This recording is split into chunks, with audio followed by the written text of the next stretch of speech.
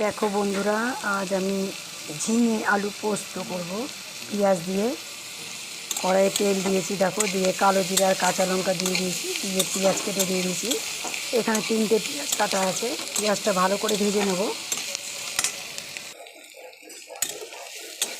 দেখো আমার পেঁয়াজ ভাজা হয়ে গেছে। এবার ঝিঙেগুলো দিয়ে দেবো।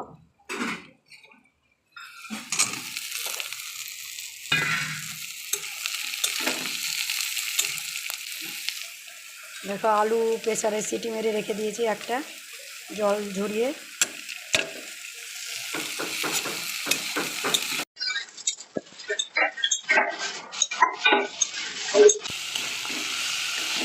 দেখো পোস্ত বাটাটা দিয়ে দিয়েছি, হালকা করে লবণ আর একটু চিনি দিয়ে দিয়েছিলাম। ভালো করে পোস্তের সঙ্গে সবজিটা কষিয়ে নিয়ে আলু সিদ্ধটা দিয়ে দিয়েছি, দিয়ে দিলাম আর একটু সিদ্ধ হোক।